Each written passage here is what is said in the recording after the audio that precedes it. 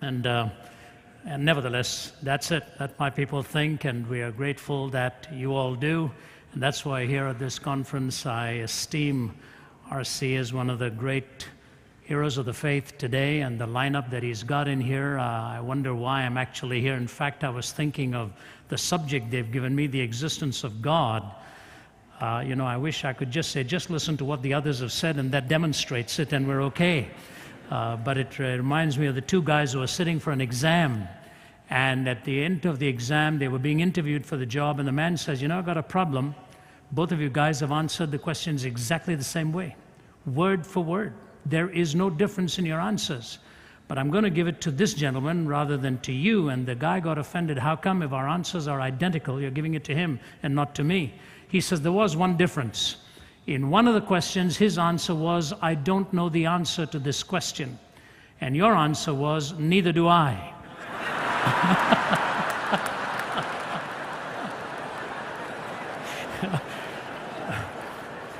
So I just feel like saying, so do I, what you've just heard. I remember when I was at graduate school, sent my doctrinal examination question, and we had these tiny little apartments, and you had to get no help, just your Bible next to you, and it was a multiple-page thing, and the opening question was, God is perfect, explain. So I turned to my wife and said, the only more difficult thing I could think of is define God and give 2 examples. Now, the fascinating thing about that question is there was just this much of space in which to do the explaining. And I was grateful for that, because the longer the answer, the greater the possibility of heresy on something like that. So I answered in one line. He's the only entity in existence, the reason for whose existence is in himself. All other entities or quantities exist by virtue of something else. And in that sense, he alone is perfect. Uncaused, infinite, independent. Being in essence. And so when we talk today about a subject as transcendingly intimidating as that, we've got a tough subject on hand. So I'm going to take it in 3 phases. The first I'm going to talk about is the intense philosophical problems that arise from the denial of God's existence. Number 2, how then do we demonstrate God's existence?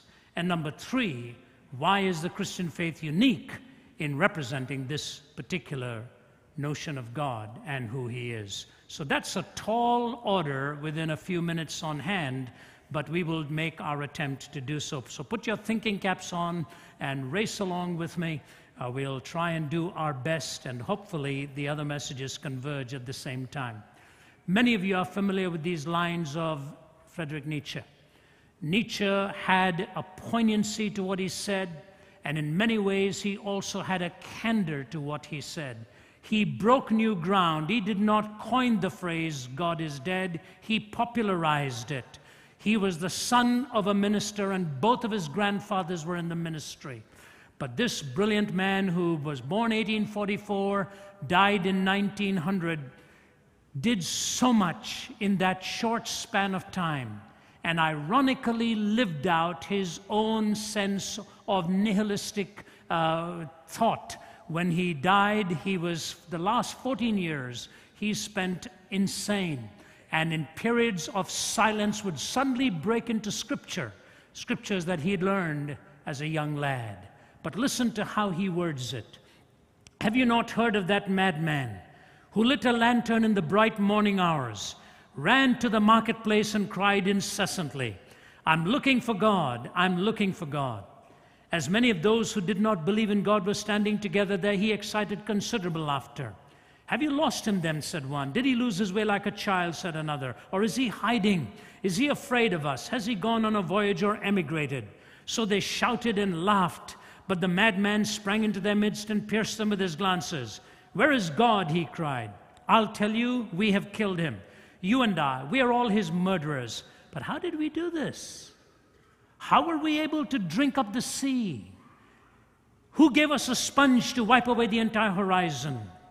What did we do when we unchained this earth from its sun? Whither is it moving now? Whither are we moving now?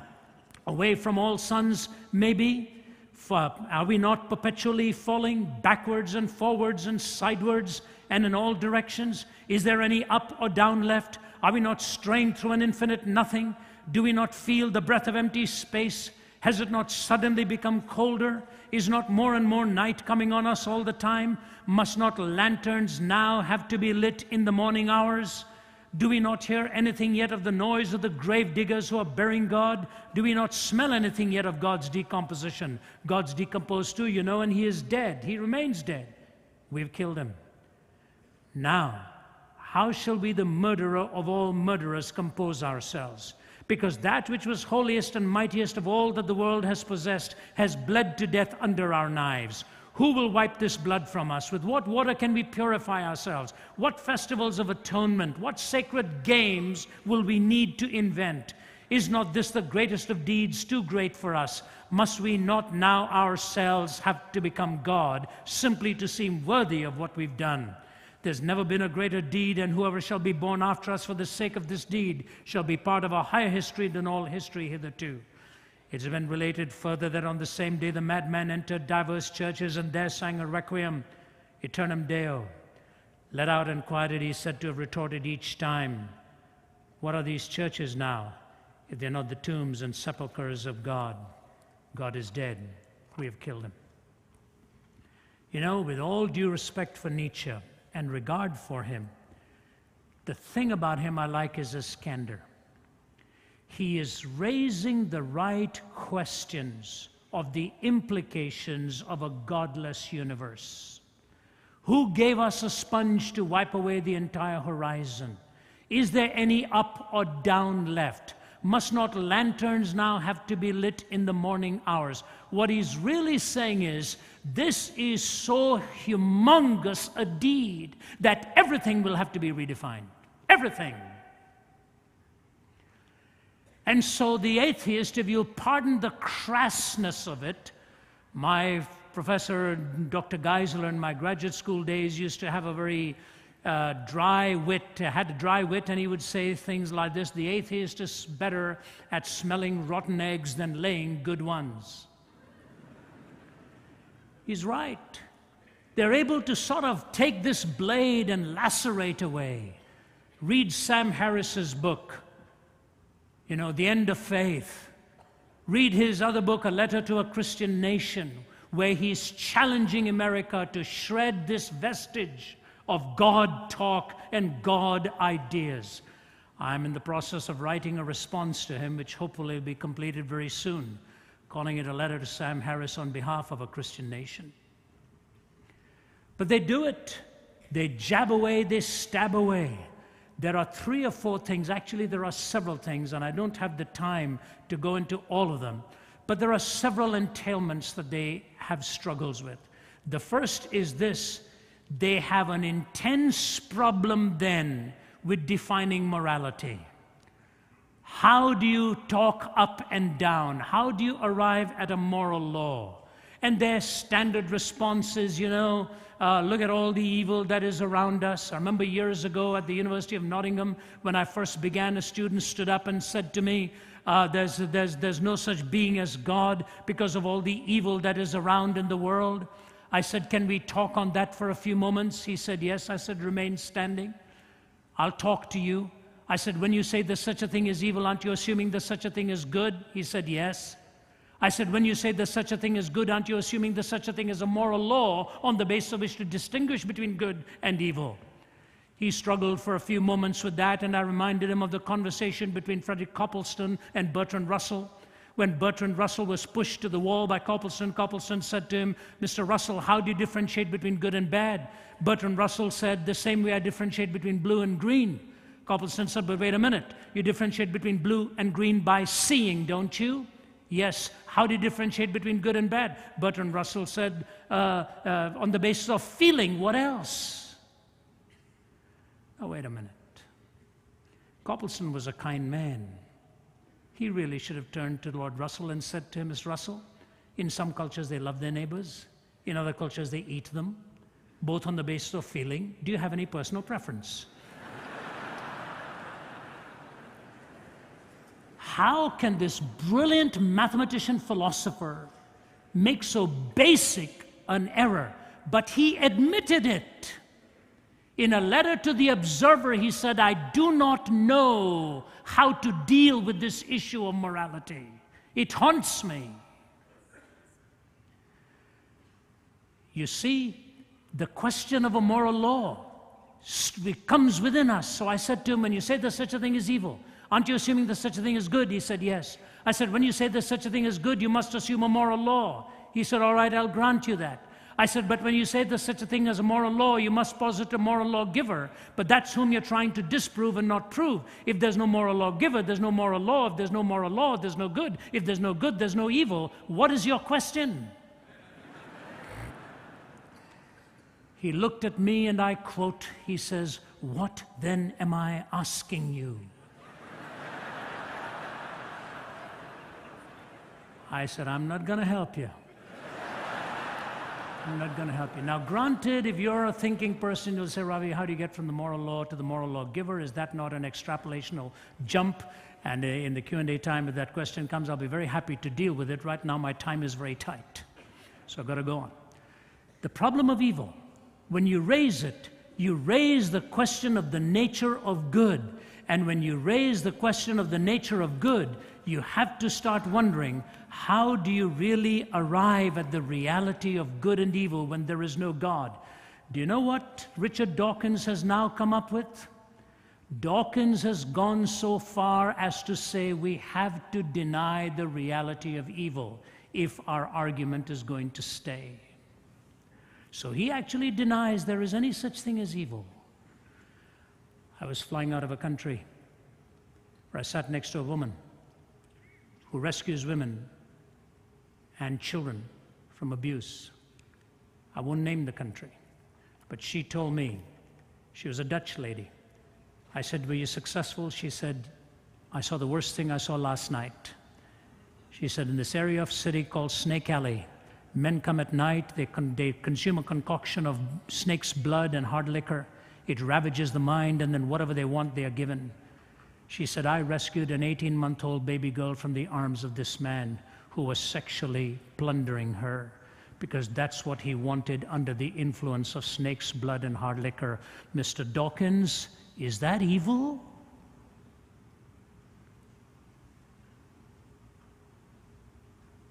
Can you imagine there walk human beings for whom that is pleasure? Is this the ravaging of just the brain or the ravaging of the soul? Dawkins says, no, we're dancing to our DNA. Is that what he was doing? It's easy to come up and say, God is dead, God doesn't exist. How then do you make any moral pronouncements of any kind? Alan Dershowitz, Harvard. I don't know if there's good, but I have to say there's such a thing as evil. What? Day before yesterday's USA Today.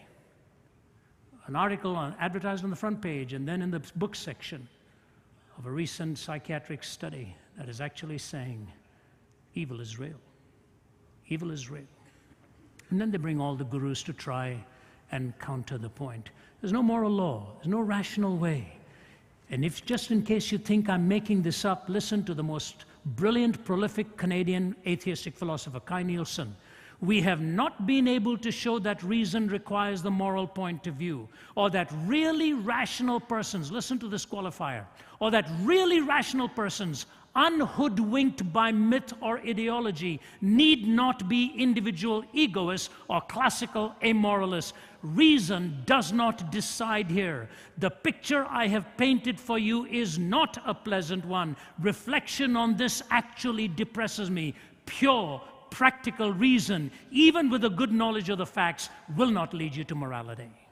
This is an atheist saying that. Rationally, you cannot get there. Listen to Bertrand Russell. He says this. He says, I cannot live as though ethical values were simply a matter of personal taste. And he says, I do not know the solution to this. And so to deny the existence of God is to take you out of the realm of moral postulates. Secondly, it takes you out of the realm of meaning. You have no absolute way of positing meaning anymore, what meaning actually means.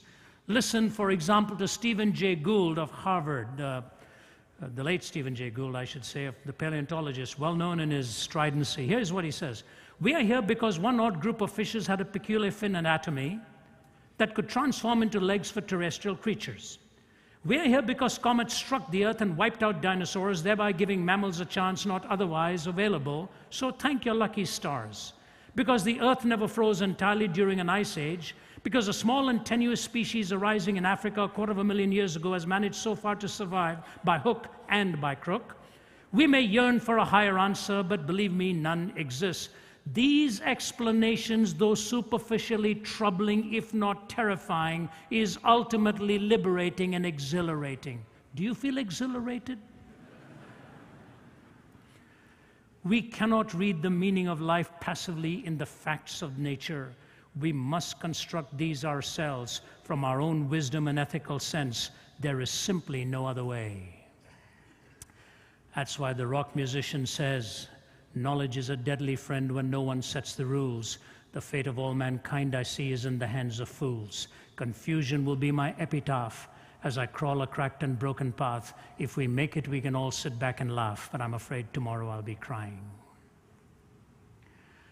No moral law, no meaning, and lastly, of the atheist, amongst many other things, there's no hope. There's really no hope. Do you know how much this world longs for hope? Let me give you an incredible illustration of this.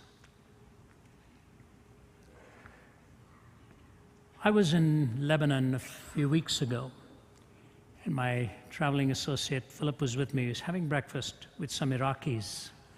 And the pastor from Iraq was telling us that a few weeks before that, 3 weeks before we were conversing, he was driving along the streets of Baghdad. He's a young man with a young family. He said, suddenly a huge booming sound. My car actually was lifted off the road, and I looked around, and the buildings around me were collapsing. And I literally saw one man's limbs flying off his body as he fell onto the sidewalk there. He said, I had to stop. My head felt cold, and as I touched my face, blood was pouring out of my ears from the concussion. He said, I was in a state of shock and taken to the hospital. He said, Brother Ravi, we live with this every day. When I say goodbye to my children in the morning, I never even know I'm going to see them. And so Hassan was chatting. I leaned forward. I said, Hassan, is it good or bad what's happened in Iraq? What we did? I said, I want to hear from your mouth. Tell me. He said, before America came to our help, we were living with a lot of pain, everyday pain. After America's come to help us, we still live with a lot of pain, but now we have pain with some hope.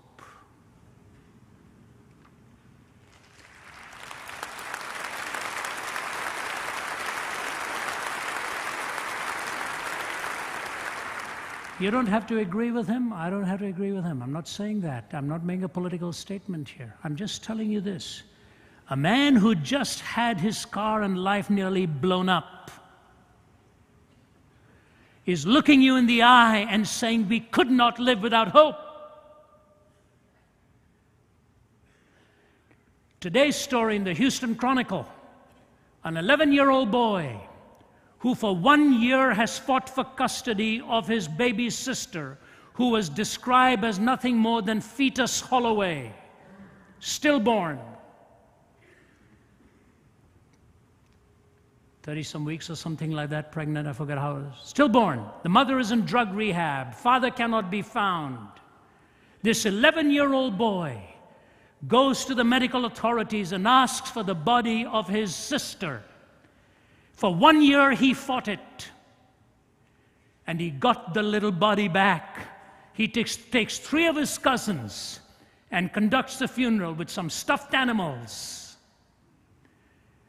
and some flowers and a pink blanket. He lost his dad when he was 1 year old, he says. He says, now my sister Rachel, who had no name in the morgue, he's given her the name Rachel. He says, now my sister Rachel and my daddy are in heaven together. The Houston Chronicle writer says, very rarely in life can you use the word greatness, but I looked into the eyes of this 11-year-old boy and I was looking at greatness. Hope. The atheist has got nothing to give to you. You die, it's nothing more than a physical compilation of atoms that had no prevision of what it was forming. And so you denounce God, you end up with no moral law, no meaning, and no hope. All right, what does that do about the existence of God then? How do we try to even demonstrate that? Let me get into some little bit of an argumentation here, and you may not be able to write as fast as we speak this, but thankfully you're able to hear that again and at least make notes on it. I don't use PowerPoint. I'm technologically challenged. I always say, he gives me the power and I try to make the point. And if you can get it that way, it's okay. Last week I was lecturing somewhere and I asked them for an overhead projector and they said, what's that? I said, the inventor of the overhead projector has just been terribly insulted by you. He spent all his life doing that and you don't know what it is. There are many ways to argue this. R.C. is just a master of this with his knowledge of Aquinas and Augustine, and many of them who've given such powerful, especially Aquinas, who was the master theologian and thinker of his time with his 5 ways and so on.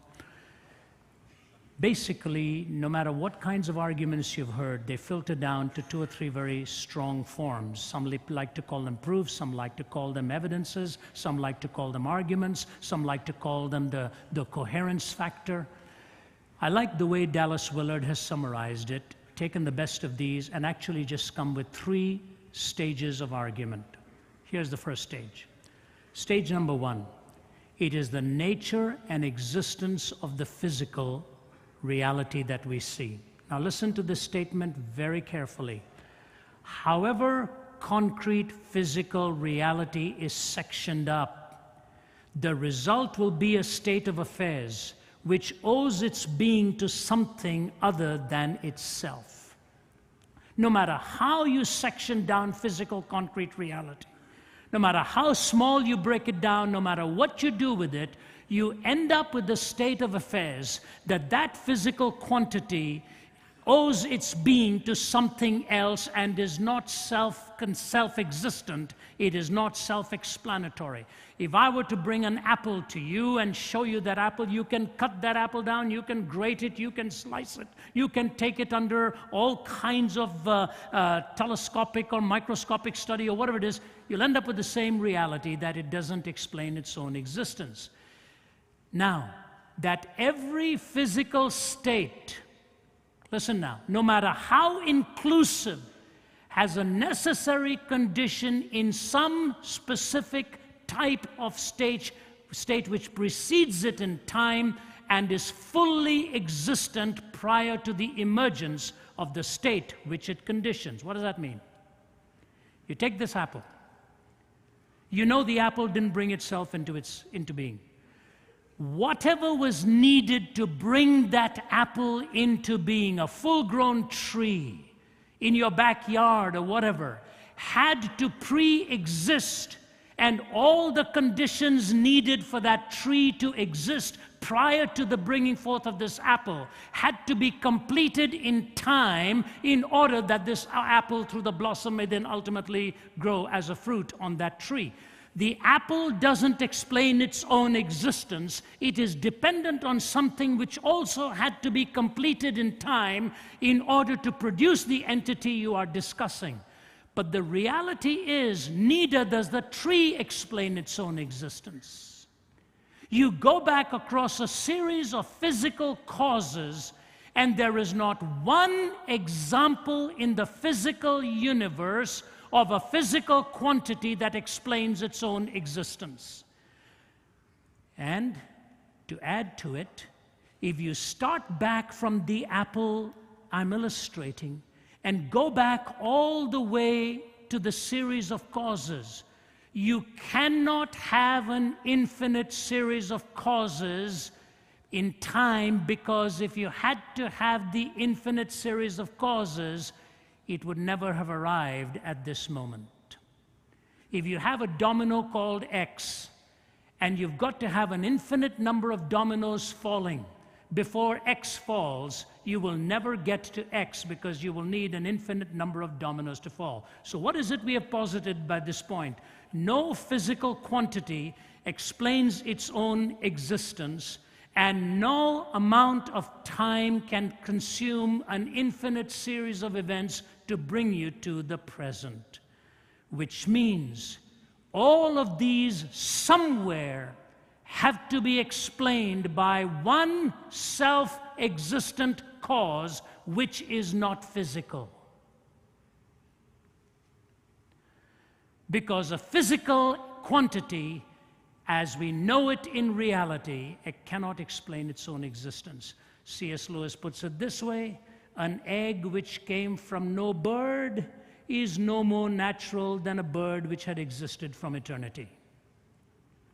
An egg which came from no bird is no more natural than a bird which had existed from eternity. So stage one is that we do not have one instance of a physical quantity that completely explains its own existence. Stage number two, it is the argument to design, not from design. Try and understand the difference. Very important difference. It is the argument to design and not argument from design. What is an argument from design? If you take the vastness of the universe, for example, think about it. There are flames of the surface of the sun, which are 40 times higher than the entire dimension of this earth. Massive, massive flames. I remember teaming up with an astrophysicist in South Africa, and he was showing a slide at the University of Witwatersrand in Johannesburg, where we were lecturing together.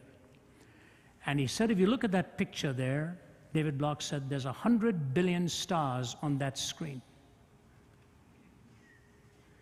He said, if you started counting them now and counted 1 star per second, you'd have to be here for 2,500 years.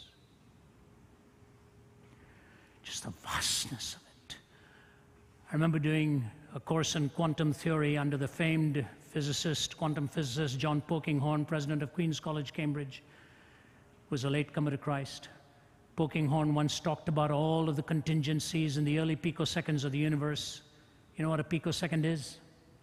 A picosecond is that amount of time which elapses when it takes something traveling at the speed of light to cross the strand of a single breath of hair. That's a picosecond, which means almost abstract. Think about it. In the early picoseconds of the universe, he talked about the early contingencies. Here's what Polkinghorne said to us. He said, you know, take the expansion-contraction ratio. It had to be so exact, margin of error so small. He said it would be like taking aim at a 1 square inch object at the other end of the known universe, 20 billion light years away, and hitting it bullseye. That's just one contingency. And then in typical British understatement, he turned to us and said, you know, gentlemen, there's no free lunch. Somebody had to pay. That's an argument from design. What do we mean by an argument to design? The argument to design, and I want you to understand me very carefully now, evolution is not an explanation for ultimate origins. It is not an explanation for ultimate origins. Evolution doesn't explain the Big Bang. Did the Big Bang evolve? What caused the Big Bang? If you were in your room sleeping at 3 o'clock in the morning and you heard a little bang, you'd want to know what the little bang was. We just think we've talked about the Big Bang and we've solved it. The Big Bang didn't evolve. I remember talking to a group of scientists at University of Florida. They're having dinner together. I'm not very comfortable with scientists. If you're one of them, forgive me. I know philosophers can be boring too. I remember Lee Strobel telling me he blames me for his son going into philosophy. And he looked at his son one day and he said, "Do you know what the difference is between a philosopher and a large pizza?" And his son said, "Is this a trick question?" He said, "Do you know the difference, son?" He said, "What?" He said, "Do you know the difference between a philosopher and a large pizza?" He said, "Tell me, Dad." And Lee said to him, "A large pizza can feed a family of 4.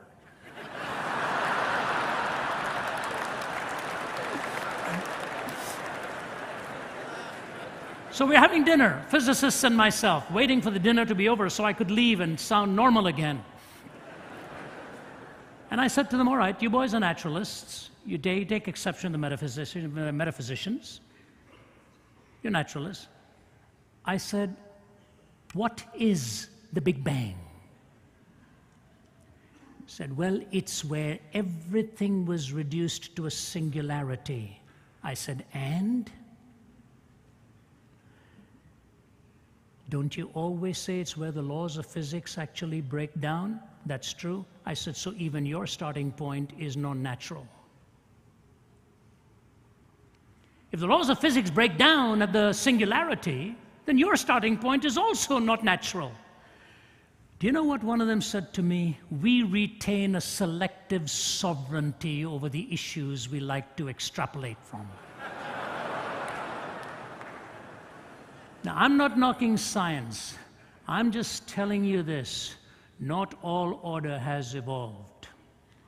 The argument to design, there is a configuration and a coalescing of intelligent entities and quantities that predispose the possibility of the resultant entity that came into being. I had dinner with Francis Collins, the co-mapper of the human DNA. He said to me, when I finished my studies on it, he said very simply, "I have to say this to you. I felt I was looking at the book of life, 3.1 billion bits of information." When I finished speaking at Johns Hopkins, prior to me was Francis Collins. My wife was with me and we were listening to his talk. It's one of the most spectacular things I've ever seen. He showed us on the screen a beautiful, geometrically perfect stained glass picture from York Minster Cathedral in England. And he put it up on the screen. You're wowed.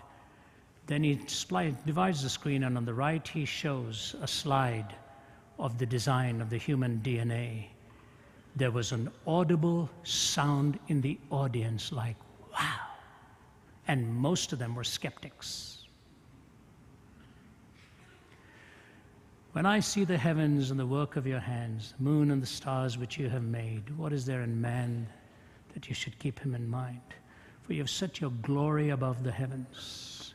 No wonder in December 68, when the boys were going around the dark side of the moon, they vouchsafed a glimpse of this earth given to no human eye.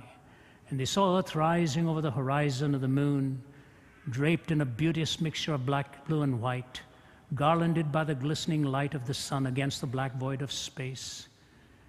There's only one line that came to their minds as the world waited.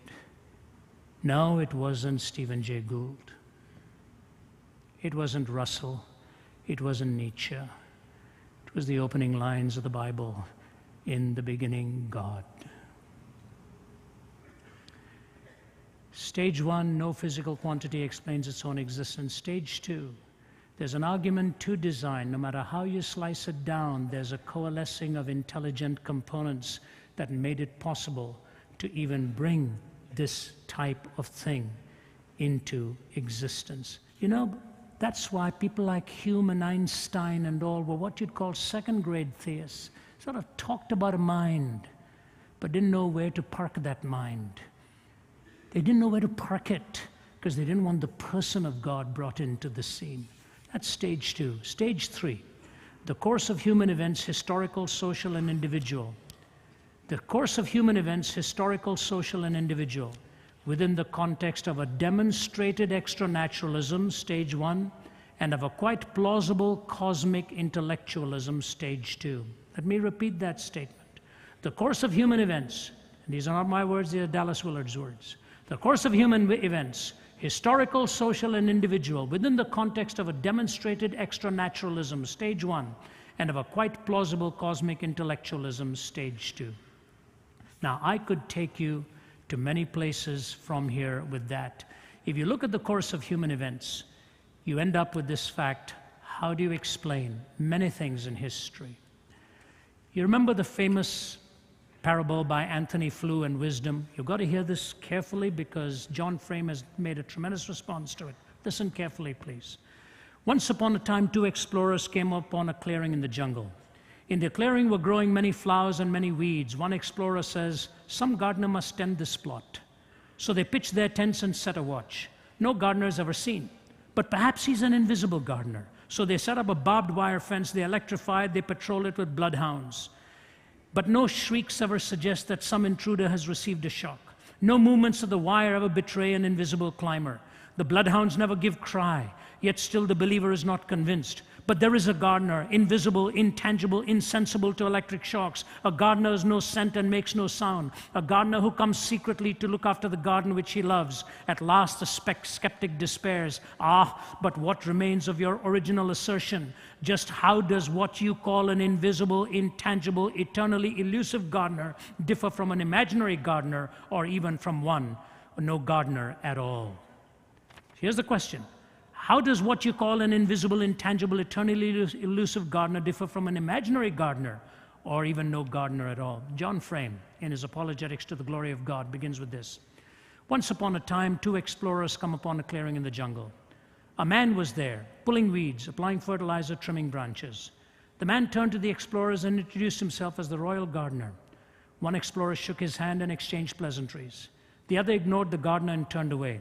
"There can be no gardener in this part of the jungle," he said. "This must be some trick. Someone is trying to discredit our previous findings." They pitch camp every day. The gardener arrives, tends the plot. Soon the plot is bursting with perfectly arranged blooms. He's only doing it because we are here to fool us into thinking this is a royal garden.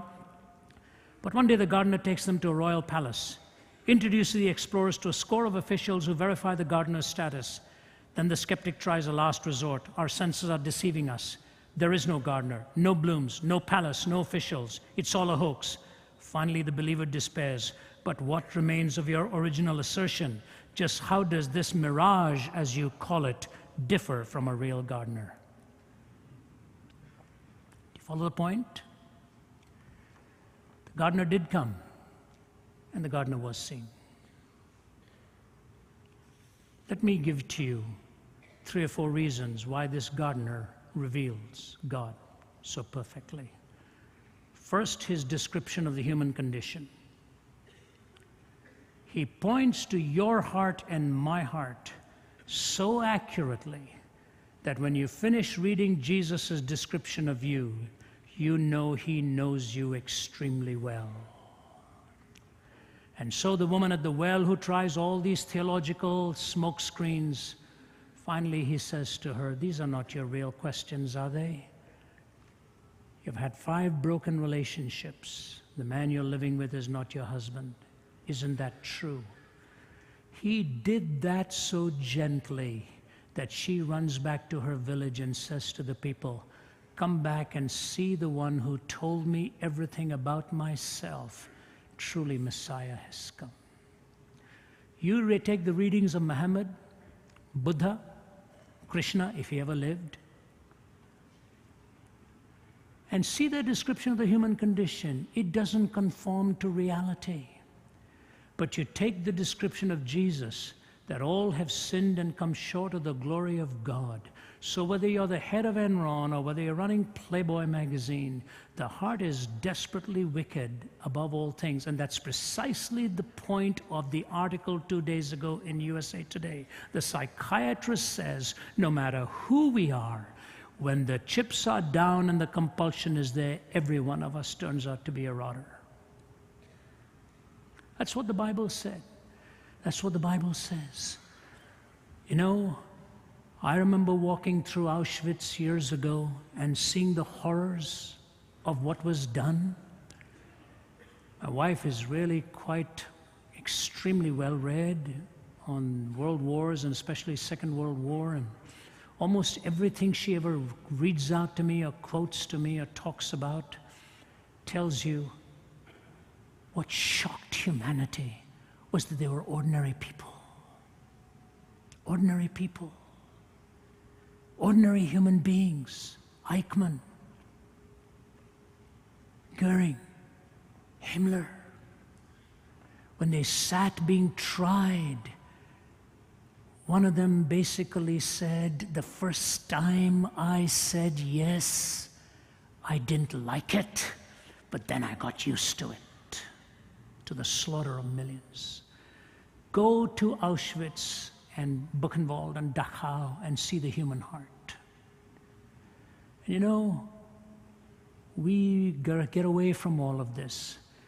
People like Sam Harris and all who brandish their penmanship like a sword to lacerate Christians and all the wars we've caused, has he ever counted the millions that atheism has killed?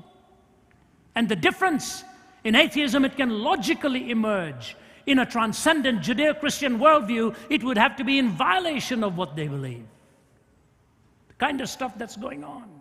He doesn't care that 10 million female babies have been eradicated in India only because they were female.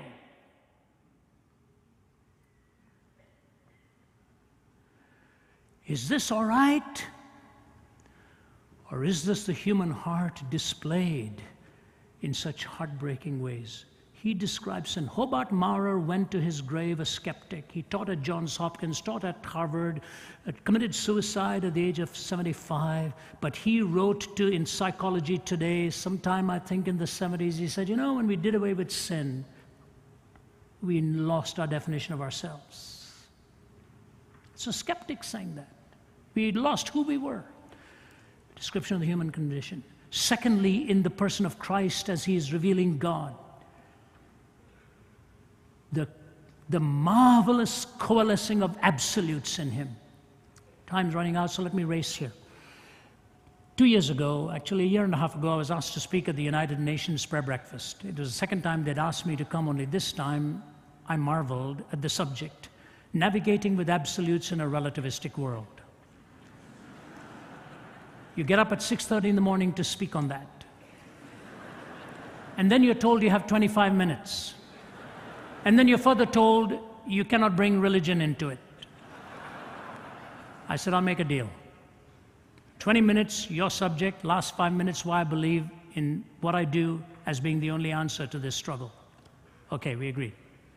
So I talked about the search for 4 absolutes: evil, justice, love, and forgiveness. How do you define evil? How do you define justice?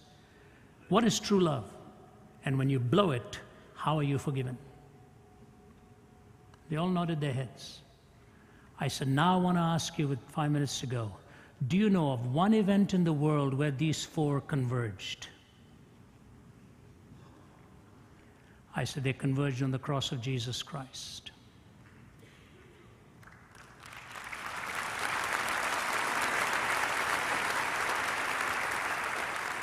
Evil was seen for what it was.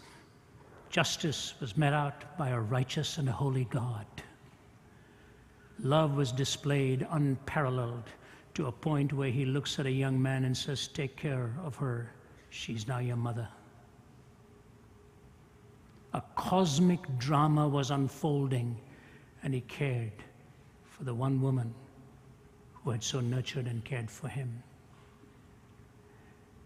And then I said, forgiveness, that he's willing to wipe your slate clean and forgive you. Do you know, there was an ambassador from one country, I will not name it, it's an atheistic country. They stood in line to shake hands. The president of the UN says, would you come up to my office and please pray for me and my staff? I go up and come. Before that, this man shakes his hand. He said, can I talk to you for a moment? He said, I come from an atheistic country. I don't want to come here. I don't want to come here. We don't believe in God out there. And I wondered why I was here. He said, this morning I find out why I'm here. Pray for me. God revealed in Christ, where absolutes converge in an unparalleled way. The description of evil, the convergence of absolutes, thirdly, the disclosure of reality. You know why I think men and women like you come to a conference like this? was talking to my wife about it. She was not able to join me last evening. She became unwell just as we were leaving. And I wondered if it was because of my sermon, but it wasn't. It was okay. She's feeling much better today and joined me here. But you know, I said to her, why do they come? You know why you all come? Because you want to go deep. You want to go deep. God is able to take a little child and place that child at the center and say, such is the kingdom of heaven. And he's able to look at a Nicodemus and say, you're a teacher and you don't understand these things? He's able to take the sublime and make it simple. He's able to take the simple and show you the sublimity behind it. The unfathomable depths of God's riches. You know what I think is going to be the biggest point of our delight in eternity? That we will be silent when we are face to face with the Trinity.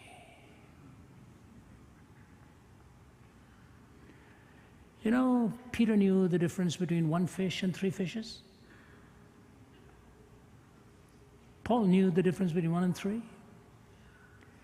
This marvelous mystery of the Trinity, which may be the only explanation for the Greek search of unity and diversity. Because unity and diversity in the effect must presuppose unity and diversity in the first cause. And only in the Trinity is there the community of unity in diversity. God is a being in relationships, and our hearts hunger for a relationship as we live here. Marvelous depth of truth. The atheist stuff looks so shallow after this. You say, what? When somebody asked Francis Crick, the Nobel laureate, for originally cracking the code of the DNA, he said, how did we come to be then? What happened? How did we have all these components to bring us to being? This was a skeptic asking him. Do you know what Francis Crick said? It would have to have been a spaceship that came from another planet that brought spores to seed the earth, and that's how we came to be. Now, if that's reason, give me faith.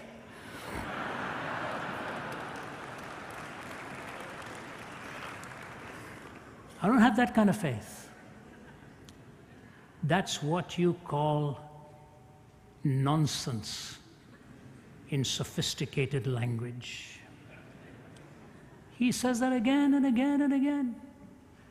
No, when we see the disclosure of reality, and the last thing I say to you is this, the resurrection of the body. The resurrection of the body. Isn't it marvelous to know that God identifies both the physicality and the spirituality as real components of our lives? We will have a glorified body, and so if you violate sexuality, you violate it at your own risk. You violate the temple of the living God. The absolutes are shown in the sacredness of the body and the sacredness of that transcending spirit of the human being. God raises the body, as it were, the resurrected body. My wife's father passed away a 1.5 years ago, and he was a military man. He was in the Second World War navigating. Whenever a body was ever lowered into the ground, he always stood at attention, saluted. The respect. The person may be dead and not inhabiting the body, but the body was a place of respect. You respect the human body. You remember that. And that's why Jesus wept even at the grave of his friend, knowing he was going to raise him again. And he said, you destroy this temple, and in 3 days I will raise it up. I want to close with one humorous line, and I think I'm just on target here, I believe. That in itself is a Class B miracle. That alone ought to make you believe in God. When the great chess master Garry Kasparov of Russia was going to play a computer in a chess match, he beat the first one, and the boys got together and said, we'll design the best computer in the world, an IBM computer called Deep Blue. And we're going to build one that'll beat you, Kasparov. Kasparov got nervous and went away into hiding for many months because he was afraid that if he lost to Deep Blue, he would lose the dignity of humanity in the process. He doesn't know I lost that dignity after the calculators came out. He's worried about the computers taking it away from him. But here's what so David Galertner, professor of computer science from Yale University, writes this in response to Kasparov's fear that his loss to Deep Blue would end up in the loss of dignity for humanity. Listen to this brilliant professor of computer science, David Galertner. The idea that Deep Blue has a mind is absurd. How can an object that wants nothing, fears nothing, enjoys nothing, needs nothing, and cares nothing have a mind? Oh, it can win at chess, but not because it wants to. It isn't happy when it wins or sad when it loses. What are Deep Blue's after the match plans if it ends up beating Kasparov? Is it hoping to take Deep Pink out for a night in the town? No, it doesn't. It doesn't care about chess or anything else. It plays the game for the same reason a calculator adds or a toaster toasts, because it's a machine designed for that purpose. No matter what feats they perform inside, there will always be a big fat zero. No computer can achieve artificial thought without achieving artificial emotion too. In the long run, I doubt if there is any kind of human behavior computers cannot fake, any kind of performance they cannot put on. It is conceivable that one day computers will be better than humans at nearly everything. I can imagine that a person might even someday have a computer for a best friend. Oh, but that'll be sad. Like having a dog for your best friend, only sadder. By the way, I like dogs. We have one. But the gap between the human and surrogate is permanent and will never be closed. Listen now. Machines will continue to make life easier, healthier, richer, and more puzzling. And human beings will continue to care ultimately about the same things they always have, about one another, and many of them about God. He could not make that article stick without that last line. The difference between a machine and you is huge because of God. Do you know, Francis Thompson ran from God most of his life, and he would hang out at Charing Cross to get his drugs and sleep by the River Thames. And then God hounded him, followed him. You've read his story in The Hound of Heaven, but then he wrote this brilliant one. Hanging around at Charing Cross and by the River Thames, he wrote this: O world invisible, we view thee. O world intangible, we touch thee. O world unknowable, we know thee. Inapprehensible, we clutch thee. Does a fish soar to find the ocean? An eagle plunge to find the air? Do we ask of the stars in motion if they have rumor of thee there? Not where the wheeling systems darken, or our benumbed conceiving soars, the drift of pinions would we hearken, beats on our own clay-shuttered doors. The angels keep their ancient places, touch but a stone and start a wing. 'Tis ye, 'tis your strange faces that amiss the many splendored thing. But when so sad thou canst not sadder, crying upon thy so sore loss, shall shine the traffic of Jacob's ladder, pitched between heaven and Charing Cross. Yea, in the night, my soul, my daughter, cry clutching heaven by the hems, lo, Christ walking on the water, not of Gennesaret, but Thames. When Bertrand Russell was asked why he didn't believe in God, he said, because he didn't give me enough evidence. If you listen to Francis Thompson, he'd find out it's not the absence of evidence, it's the suppression of it. God will meet you where you are. When my father-in-law died, he's a gentleman to the end. He's a great man. But he started to tear his clothes off. He was losing it. Shrunken down to a bag of bones. Diagnosis to death, 4 months, 85 years old. Quintessential gentleman, man of God. He lost his voice, lost everything. My wife was standing by his bed along with her sisters and her mother. Finally, he got enough strength to reach out to his wife of 63 years. He had no voice. He said, I love you. He just mouthed it, I love you.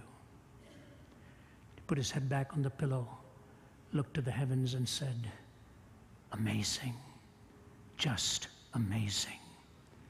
And he was gone.